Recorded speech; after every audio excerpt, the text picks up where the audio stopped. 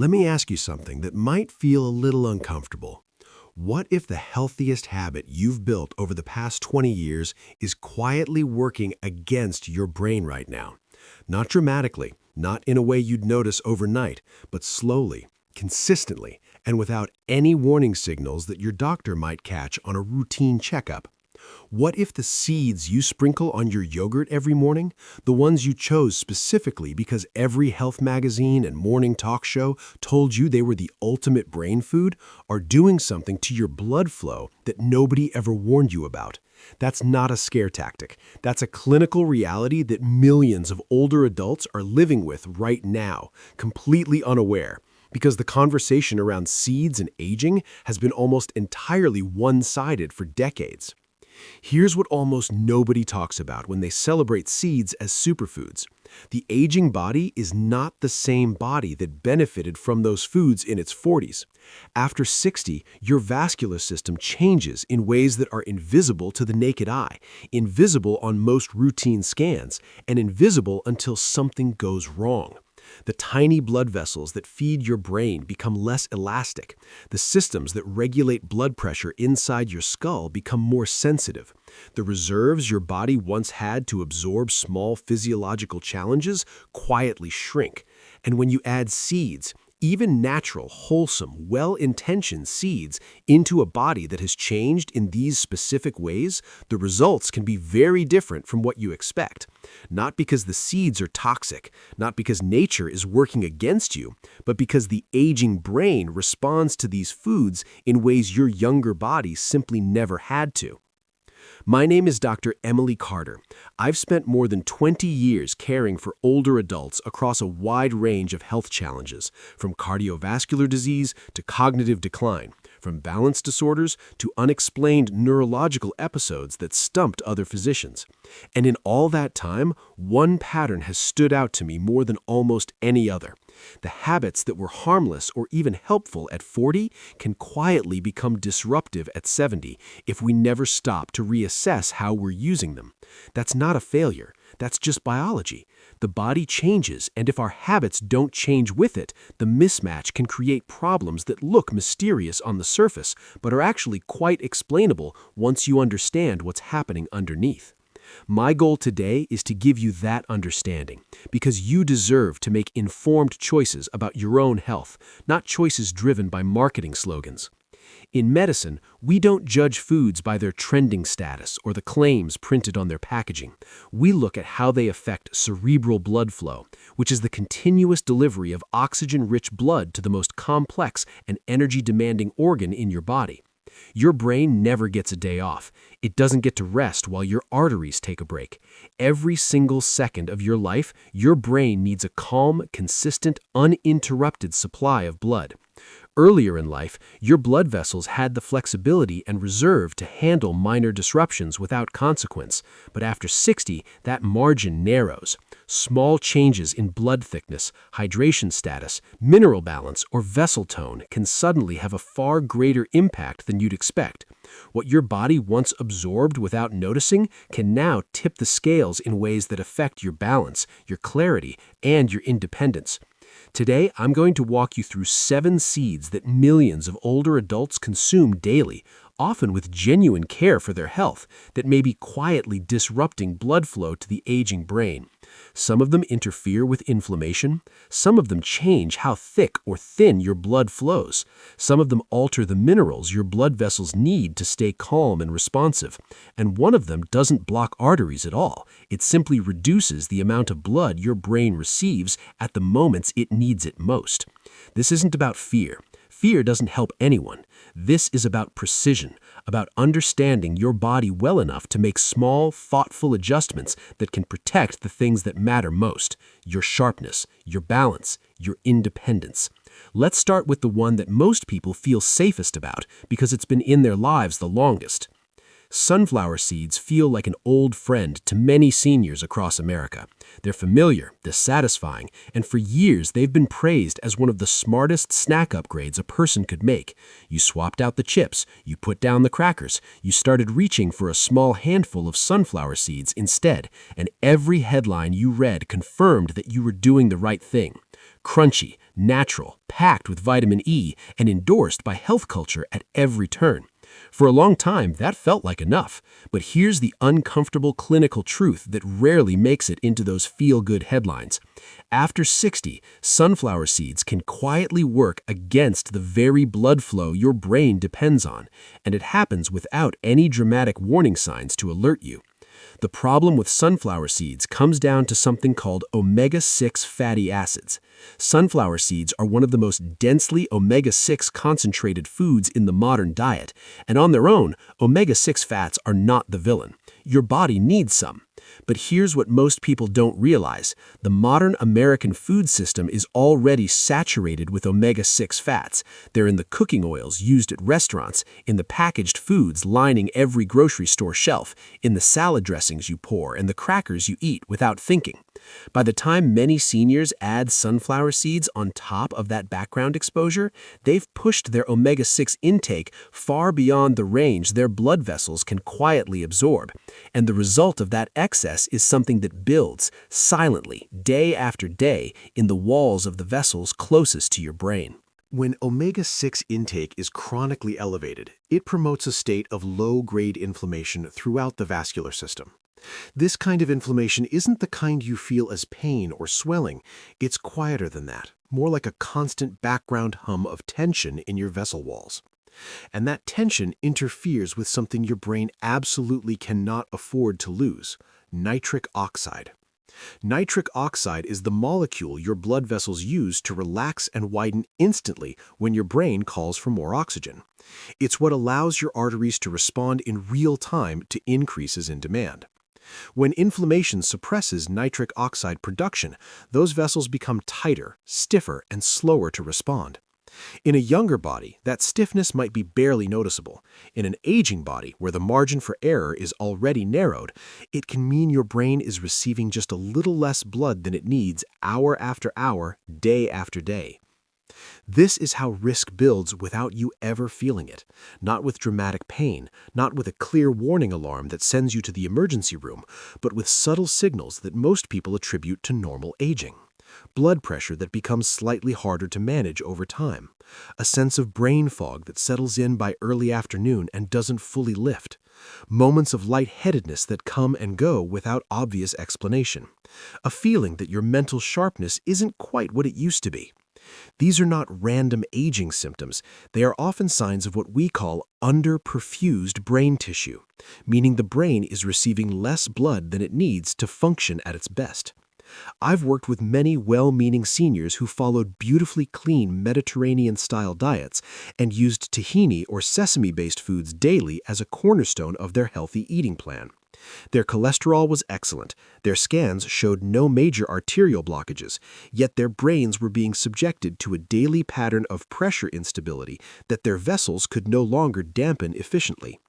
The problem wasn't excess calories, it wasn't saturated fat, it was vascular irritability driven by chronic, quiet mineral interference. And this is the key insight that most seniors never receive from the standard health conversation. After 60, your brain values consistency and stability above almost anything else. A food that subtly destabilizes your mineral balance can quietly undermine blood flow even when everything else looks perfectly healthy on paper. The goal isn't to eliminate sesame seeds from your life, it's to treat them as an occasional accent rather than a daily foundation, and to understand why that distinction matters so much at this stage of your life. Now let's talk about a seed that many older adults consider a symbol of clean, responsible eating, one that carries a risk most people have never once been warned about. Sesame seeds feel wholesome in a way that goes beyond their nutritional profile. They show up on whole grain bagels, in the hummus you serve at family gatherings, in the tahini dressings that make your salads feel Mediterranean and sophisticated. For many seniors, eating sesame feels like an act of discipline and care. It's the choice of someone who is trying to do everything right for their heart and brain. But after 60, sesame seeds can quietly disrupt one of the most fragile systems in the aging body, and it happens through a mechanism that has nothing to do with fat content, calories, or cholesterol. It happens through your minerals, specifically the minerals your blood vessels depend on to stay calm and responsive under pressure. Sesame seeds are naturally high in a compound called phytic acid. Let's be clear about what phytic acid is and isn't. It's not a poison. It doesn't cause immediate harm or acute illness, but it has a very specific and very powerful ability to bind essential minerals in your digestive tract before your body can absorb them. Magnesium, calcium, iron, and zinc, all of them get caught in the grip of phytic acid and escorted out of your body before they ever reach your bloodstream. For a younger adult with large mineral reserves and a highly efficient digestive system, this might not cause noticeable problems.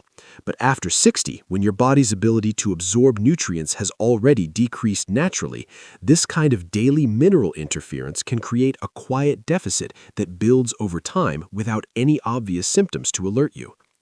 Magnesium is the mineral that matters most here when we're talking about brain blood flow. It plays a central and non-negotiable role in telling your blood vessels when to relax.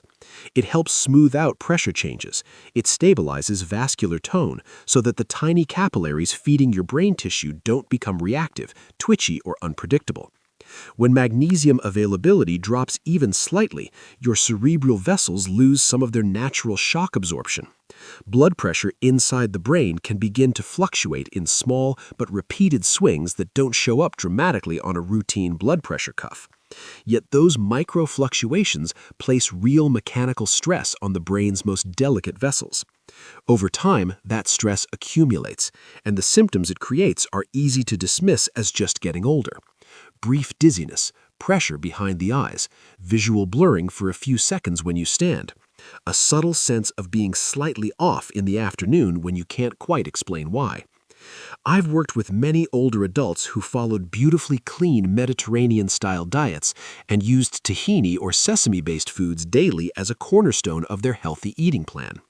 Their cholesterol was excellent, their scans showed no major arterial blockages, yet their brains were being subjected to a daily pattern of pressure instability that their vessels could no longer dampen efficiently. The problem wasn't excess calories, it wasn't saturated fat, it was vascular irritability driven by chronic, quiet mineral interference. And this is the key insight that most seniors never receive from the standard health conversation. After 60, your brain values consistency and stability above almost anything else. A food that subtly destabilizes your mineral balance can quietly undermine blood flow even when everything else looks perfectly healthy on paper. The goal isn't to eliminate sesame seeds from your life, it's to treat them as an occasional accent rather than a daily foundation, and to understand why that distinction matters so much at this stage of your life. Now, let's talk about chia seeds, which may be the single most over-celebrated food in senior wellness culture over the past decade. The word miracle gets used a lot when it comes to chia seeds, and it's not entirely undeserved. They genuinely do offer benefits for digestion, blood sugar balance, and certain aspects of cardiovascular health. Millions of seniors stir them into their morning water, sprinkle them dry over yogurt, or blend them into smoothies every single day with complete confidence that they're doing something exceptional for their bodies. But after 60, chia seeds can create a hidden circulatory problem that most people are never warned about, not in health magazines, not by their doctors during routine checkups, and certainly not in the cheerful marketing copy that promotes them as a daily superfood. The issue has nothing to do with the nutritional profile of chia seeds. It's not about fat or cholesterol or sugar content. It's about hydration, and more specifically, about what chia seeds do to the fluid balance of your bloodstream under conditions that are extremely common in older adults. Chia seeds are extraordinarily hydrophilic, meaning they have an almost aggressive ability to absorb water. A single chia seed can swell to many times its original size when it comes into contact with liquid. This is why they're celebrated as filling and supportive of digestion. The swelling creates bulk, the bulk supports gut movement. That's the benefit. But that benefit comes with a condition attached, one that becomes critically important after 60. When chia seeds are eaten dry, or even partially soaked for only a short time, they don't finish absorbing water before they enter your body. They continue that process inside your digestive tract. For a younger adult with strong thirst signals, large fluid reserves, and a body that communicates dehydration loudly and clearly, this usually isn't a problem because the brain sends a clear signal to drink more water. But after 60, the body's natural thirst mechanism weakens significantly. Research has shown clearly that older adults often don't feel thirsty even when they are measurably dehydrated. Many seniors are already operating in a state of mild, chronic underhydration without any awareness of it. When chia seeds enter that environment, they can quietly pull water away from the bloodstream, concentrating the blood that remains. In neurology, we call this state increased blood viscosity, and it matters enormously for brain health. Thick blood doesn't flow easily. It doesn't move smoothly through the tiny capillaries that nourish the deepest and most vulnerable regions of brain tissue. It requires more pressure to push through narrow vessels, and it delivers less oxygen per unit of flow. This doesn't cause dramatic pain. It doesn't trigger any obvious alarm, but it reduces oxygen delivery to the brain precisely where that oxygen is most critical. And the danger compounds at a very specific time of day. In the morning, when blood pressure naturally rises as part of your body's wake-up process, if the blood is already thickened from inadequate hydration and overnight dry chia seed absorption, the combination of thickened blood and elevated pressure being forced through narrow cerebral vessels places the brain under serious strain. This is one well-documented reason why neurological events are disproportionately common in the early morning hours among older adults. The takeaway here isn't fear. Chia seeds aren't forbidden foods. The takeaway is that they demand respect, especially after 60. They must be fully soaked for several hours before consumption, not briefly stirred into liquid and eaten immediately. They must be paired with genuinely adequate fluid intake throughout the day, not just a glass of water at breakfast. And even when used correctly, moderation remains critical, because the aging digestive and vascular system no longer has the reserve to absorb the consequences of daily excess. A food that supports your gut can still challenge your circulation when it's used carelessly. That's the nuance that most health content never gets around to explaining. Let's move to a seed that most people never even think of as a health food. In fact, most people never consciously think about it at all. Poppy seeds. They're small, familiar, almost invisible in the foods they inhabit, sprinkled on bagels, folded into lemon muffins, baked into the breads your grandmother used to make. Nobody ever sits down and says, "I'm going to include poppy seeds in my diet today for health reasons." They're just there, present without fanfare, consumed without thought. And that invisibility is precisely what makes them worth paying attention to, especially if you're over 60 and you've ever noticed unexplained dizziness, blood pressure swings, or a sense of feeling slightly unsteady after meals. What most people genuinely don't know is that poppy seeds naturally contain trace amounts of alkaloids, including compounds chemically related to morphine and codeine. Before you react to that, stay with me, because the word related doesn't mean equivalent. The amounts present in food-grade poppy seeds are very small, far too small to produce any drug-like effect or cause intoxication. You are not getting high from your morning bagel. But here's the distinction that matters in clinical medicine, especially for the aging nervous system. Biologically active does not mean biologically harmless. Even tiny signals at even trace concentrations can influence physiological systems that have become more sensitive with age. And for older adults, one of the most sensitive systems of all is the one responsible for blood pressure regulation. Your autonomic nervous system is the command center for split-second vascular adjustments. It tells your vessels to tighten when you stand up so blood doesn't pool in your legs and leave your brain underperfused. It tells them to relax when you lie down so pressure doesn't spike uncomfortably. It constantly smooths out the micro fluctuations in blood pressure that occur dozens of times per minute, ensuring that your brain receives a steady, uninterrupted supply of blood despite everything else your body is doing. This process is called cerebral autoregulation, and after 60, it becomes measurably more fragile. The system still works, but it works with less reserve and less speed than it did decades earlier. When trace alkaloids enter that system, even at the modest amounts found in food, they can introduce a kind of noise into the signals being sent and received. Not enough to cause sedation, not enough to produce any sensation at all, but enough to slow or blur the body's automatic vascular responses. The result is often a pattern of irregular vessel behavior. Blood pressure that drops slightly too quickly when you stand up, then rebounds somewhat sharply as your body tries to overcorrect. For a younger person, that sequence might produce a brief head rush, the kind that clears in a second and is forgotten immediately. For an older adult, especially one whose cerebral autoregulation is already operating with reduced reserve, each of those rapid drops and rebounds places real mechanical stress on the brain's smallest and most delicate vessels. Over time, repeated swings weaken vessel walls. They reduce the brain's overall tolerance for pressure variation. They contribute to the kind of background vascular fragility that increases risk in ways that are difficult to see on standard scans, but very real in their consequences. I've worked with older patients who had no major arterial blockages, genuinely good cholesterol numbers, and outwardly healthy lifestyles, yet struggled with unexplained instability, lightheadedness when transitioning from sitting to standing, a sense of pressure in the head after meals, moments of feeling slightly off balance or visually blurred for seconds at a time. These weren't random symptoms. They were often signs that the nervous system's control over blood pressure had become less precise. And in many cases, when we looked closely at small daily exposures that most physicians would never think to ask about, poppy seeds were part of the picture. The lesson here is simple and measured.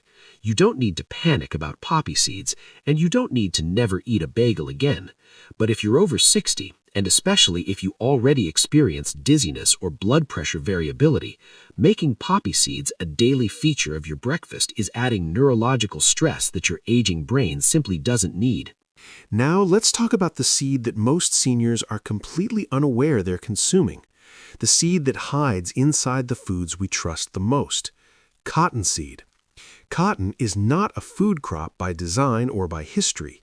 It's a fiber crop, grown for textiles, and the seeds left over from that process were for a long time considered a byproduct.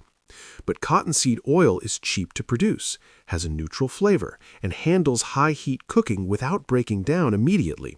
So it became a staple filler ingredient in processed foods, vegetable oil blends, packaged snacks, crackers, protein bars, and yes, many products labeled as heart-healthy or plant-based.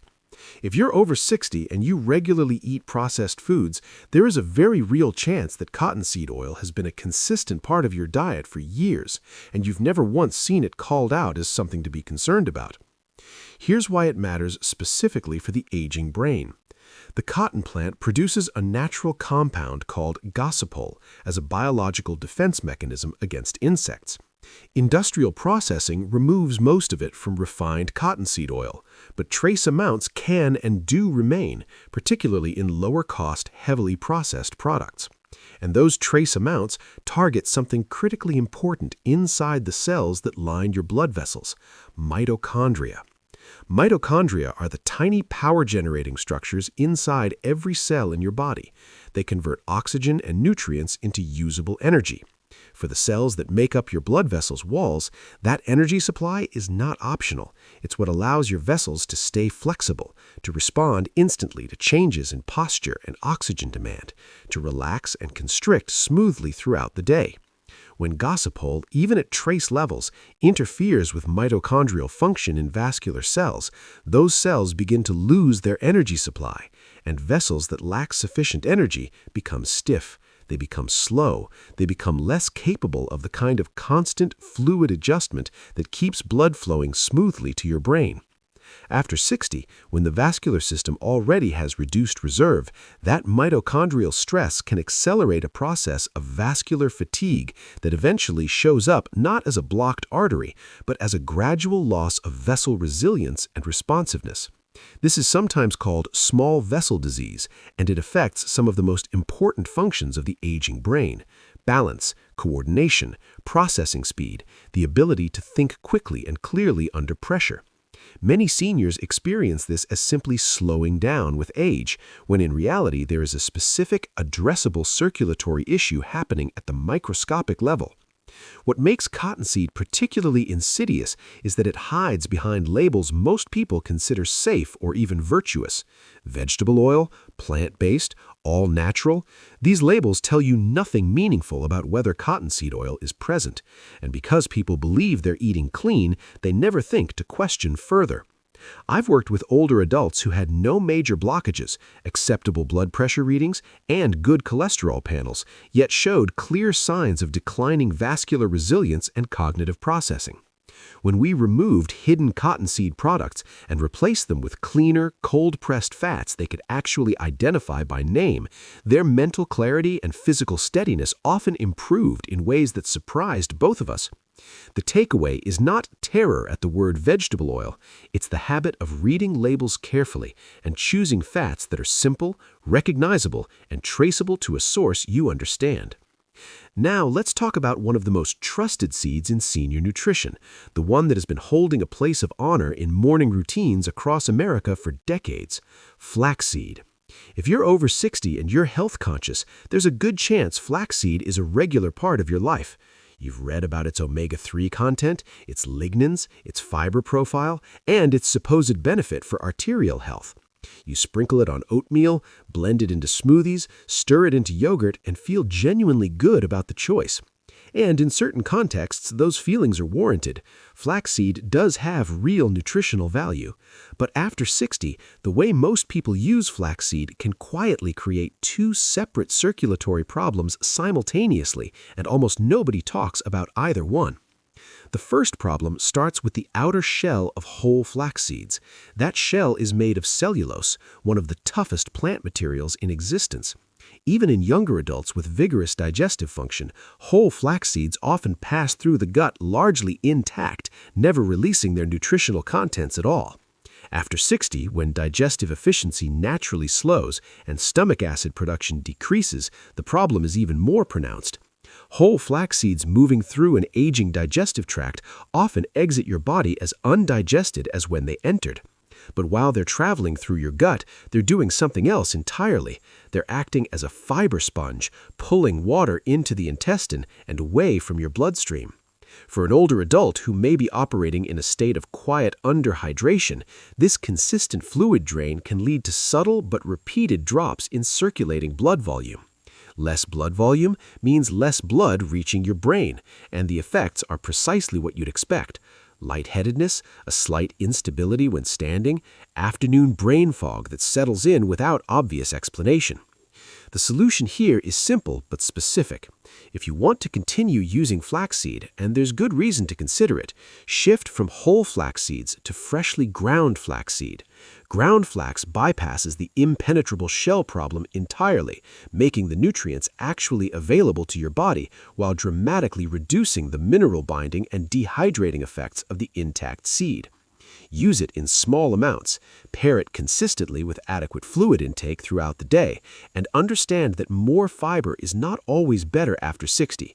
Your body's margin for absorbing the side effects of excess has narrowed, and the goal is precision rather than abundance. Now we come to what may be the most important section of everything we've discussed today, because it's where well-intentioned seniors most often unknowingly concentrate every one of these risks into a single meal: super seed mixes. These products are everywhere in the senior wellness market. They're in granola, trail mix, protein bars, heart-healthy cereals, and specially formulated senior nutrition products. The marketing message is seamless and appealing. More seeds equals more protection. One product, multiple superfoods, complete nutrition in a convenient serving. And for older adults who are genuinely trying to take care of themselves, that message feels like an answer, a shortcut to doing everything right without having to think too hard about each individual choice. But after 60, this logic quietly and consistently breaks down in ways that can have real consequences for brain health. The danger of superseed mixes is not any single ingredient. Each seed on its own might be manageable in modest amounts for a healthy aging adult.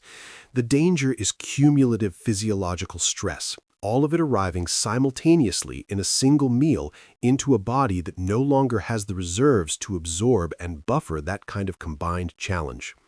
When you eat a typical superseed mix, you're not just eating one thing. You may be stacking omega-6 overload from sunflower seeds with phytic acid interference from sesame and flax, fluid-absorbing pressure from inadequately hydrated chia seeds, and potential mitochondrial stress from hidden cottonseed oils in the same product. Each of those effects, arriving separately, might be something your body could handle. Arriving together at the same time with the same meal every single morning, they create what I call vascular noise, a constant background of signals your cardiovascular system is forced to interpret, compensate for, and respond to simultaneously. In younger adults, that noise is manageable because the buffer systems are large. Blood vessels are supple and flexible. Blood volume is resilient. Mineral reserves are deep. The body absorbs the challenge and moves on without incident. But after 60, the brain's tolerance for instability narrows dramatically. The buffer is smaller. The reserve is thinner, and the consequences of asking too much of the system become more visible. Stroke risk in older adults doesn't always come from a dramatically blocked artery in the way most people picture it.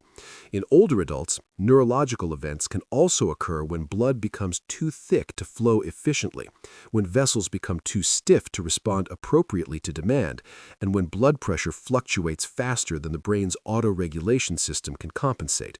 This is what we call low-flow cerebral stress, and it's a risk factor that rarely gets discussed because it doesn't show up on the tests most people associate with stroke prevention. I've cared for seniors who replaced traditional breakfasts with superseed granola, genuinely believing they were protecting their hearts and lowering their stroke risk. Their cholesterol profiles were better than ever. Their scans showed no major arterial blockages, and yet they developed balance problems, coordination issues, cognitive slowing, and in some cases, sudden neurological events that seemed to come out of nowhere. Their arteries weren't clogged, they were overloaded, fatigued, and quietly failing to deliver sufficient blood to brain regions that depended on precise, steady perfusion. The aging brain doesn't want complexity. It doesn't want to be challenged from multiple directions at once. It wants predictability, steady hydration, consistent mineral availability, flexible vessels, smooth, uninterrupted blood flow. The takeaway here is powerful but calm, because calm is exactly what your brain needs. After 60, more is often worse. The goal is not to eliminate seeds from your life entirely. It's to stop treating nutritional quantity as a substitute for nutritional wisdom. If you choose to include seeds in your diet, choose one at a time, prepared properly in a modest amount with adequate hydration as a non-negotiable companion. Avoid products that bundle 5 or 6 different seeds into a single serving and market that combination as superior protection. Your brain doesn't need a superfood storm. It needs a steady, reliable, predictable oxygen supply, and simplicity is far more supportive of that goal than abundance. Let me tell you about a patient I'll call Michael. He was 74 years old when I first saw him, recently retired, physically active, and by almost every measure he could point to, doing everything right. He walked every morning without fail. He kept his weight remarkably stable. He had replaced every processed snack in his home with what he believed were better choices: seed bars, seed-topped salads, and a daily super seed blend at breakfast that he stirred into his yogurt with real pride. He told me during our first appointment with complete sincerity that he had cut out all junk food and replaced it with natural, heart-healthy alternatives, and he meant every word of it. Michael believed deeply in what he was doing, and in many ways, his discipline was genuinely admirable. But Michael came to see me not because his cholesterol was elevated or because his routine scans had flagged anything alarming. He came because something had shifted in how his body felt day to day. He was getting lightheaded when he stood up too quickly, which he initially dismissed as just part of getting older. His balance felt subtly less reliable in the mornings, which he attributed to sleeping in an awkward position. Some afternoons, a mental fog would settle over him. Not confusion exactly, but a sense that his thinking wasn't as quick or steady as it used to be. He was forgetting where he put things more often. He felt less confident on stairs. None of these things were dramatic. None of them sent him to an emergency room. But together, they painted a picture that I recognized immediately as a pattern I'd seen many times before in well-meaning, health-conscious older adults. His scans showed no major blockages. His blood pressure readings in the clinic were acceptable. His cholesterol was genuinely good. On paper, Michael looked fine, but clinically, something was very wrong, and it took a detailed, unhurried conversation about his daily habits to find it. His diet was rich in multiple seeds every single day, often combined in the same meal, often eaten dry or without adequate hydration, and without any awareness of the cumulative effect on his circulatory system. What he had built with genuine care and real effort was a daily routine of compounded vascular stress that his aging body could no longer buffer quietly. We made changes that were modest in scale, but meaningful in precision. Michael stopped using super seed mixes and seed bars. He reduced his seed intake to one type at a time, prepared properly in a small amount, with consistent attention to hydration. He replaced the generic vegetable oil blends in his pantry with simpler, identifiable fats. He stopped trying to stack as many health benefits as possible into a single breakfast, and instead focused on giving his body fewer things to compensate for simultaneously. Most importantly, he began to think about his diet not as a collection of superfoods to accumulate, but as an environment to simplify and stabilize. Over the following months, the changes were quiet but unmistakable. His morning lightheadedness eased, his balance improved. He felt steadier on stairs and more confident walking on uneven surfaces. The afternoon fog lifted. He told me in our follow-up appointment that what he surprised him most was how much calmer his body felt overall, as if it had stopped constantly trying to catch up with itself. Michael didn't reverse the clock. He didn't eliminate risk entirely because no dietary change can do that, but he removed an enormous amount of unnecessary strain from a system that had been working faithfully for over 70 decades and deserved better support. And that's the lesson I want you to carry forward from his story. After 60, protecting brain health isn't about perfection. It's not about finding the next best superfood or stacking more nutrients into every meal. It's about removing friction from systems that are already doing their best with reduced reserves. It's about understanding that the foods we consume every day either support that work or add to it. And it's about recognizing that small, intentional changes made with real understanding rather than marketing-driven enthusiasm can make the difference between feeling unsteady and feeling steady, between a brain that is constantly compensating and a brain that can simply function. As we close today, I want to leave you with something that hopes feels genuinely reassuring rather than discouraging. The aging brain is not fragile in the way we sometimes fear. It is selective.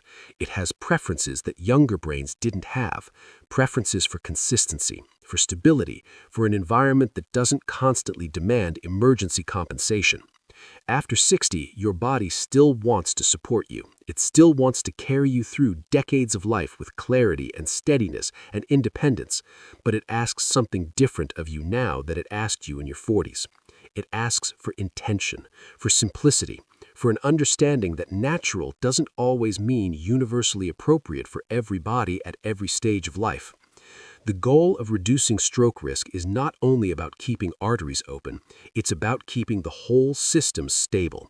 Blood that flows at the right consistency, vessels that stay flexible enough to respond, pressure that doesn't swing faster than the brain can adapt, minerals that remain available for the jobs they were designed to do, hydration that supports rather than strains the circulation. These are not exotic medical interventions. They are quiet, daily, eminently achievable choices. Choosing one seed instead of 6, preparing foods properly instead of quickly, reading labels with an informed eye instead of accepting marketing language at face value, staying genuinely hydrated instead of relying on a weakened thirst signal to tell you when to drink. These are acts of care for a body that has carried you through everything. And independence, the real independence that matters in daily life, the ability to stand without dizziness, to walk without hesitation, to think clearly enough to enjoy conversations and remember the things that matter, all of it depends on the steady, reliable delivery of blood to your brain. Not sometimes, not when you remember to be careful. Every single day, in every small choice you make at breakfast, in your pantry, and in how you think about the word healthy. Your brain doesn't need perfection. It needs your attention. And the fact that you're here, asking these questions and listening carefully to the answers, is already a meaningful act of protection.